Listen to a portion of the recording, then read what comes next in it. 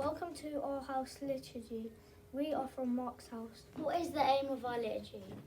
Our aim of this liturgy is to encourage you to reflect on how Mark changed as a result of getting to know Jesus, and then think of ways in which you can too. Our chosen scripture is Mark, chapter 14, verses 27 to 52. Jesus prayed in Gethsemane. They came to a place called Gethsemane, and Jesus said to his disciples, "Sit here while I pray."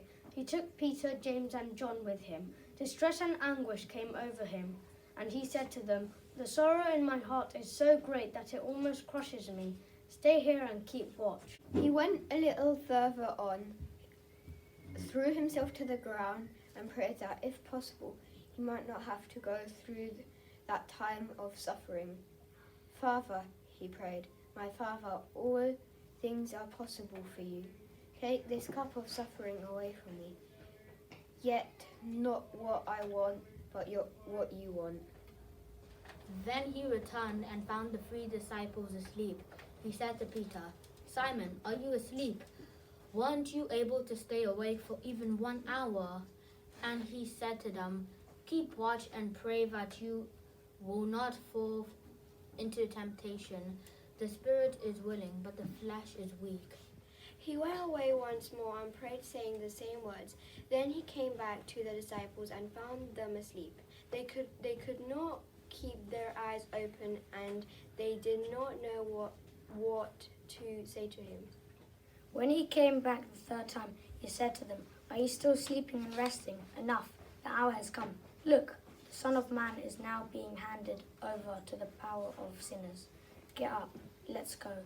Look, here's the man who is betraying me." In this scripture, Mark wrote, "A certain young man dressed only in linen cloth was following Jesus." The arrest of Jesus. Jesus was still speaking when Judas, one of the 12 disciples, arrived. With him was a crowd armed with swords and clubs and sent by the chief priests, the teachers of the law, and the elders. The traitor had given the crowd a signal. "The man I kiss is the one you want. Arrest him and take him away on the guard." As soon as Judas arrived, he went up to Jesus and said, "Teacher," and kissed him. So they arrested Jesus and held him tight. But one of those standing drew their sword and struck at the high priest's slave, cutting off his ear. Then Jesus spoke to them and said to them, "Did you have to come all the way with swords and clubs as to capture me, as thought I were an outlaw?"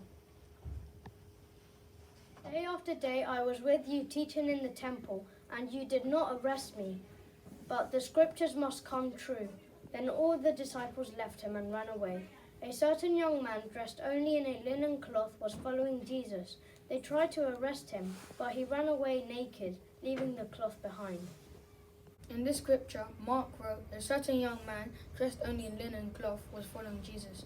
They tried to arrest him, but he ran away naked, leaving his cloth behind." Here Mark is referring to himself. He was that young man. He ran away whilst Jesus was being arrested. However, Mark did in fact become brave when he was older. He travelled all over the Roman Empire with another Christian called Paul, telling people about Jesus. Together they faced all sorts of dangers. Paul wrote about some of the dangers he faced in a letter he sent to some Christians in a place called Corinth. Time to reflect. Think about the young man Mark. He started frightened and he ended up brave. Think about being brave. It's not very easy to face all kinds of dangers. Sometimes it seems easier to just run away. Mark ran away in the garden when Jesus was arrested, but later with his friends Paul, he faced dangers in the cities, dangers in the wilds, dangers on the high seas, dangers from false friends. What changed him? Your mission is to spread Jesus' love with those around you. You can do this by giving to those less fortunate than you, saying please and thank you. You remembering your manners. carrying out more selfless acts by putting the needs of others before your own.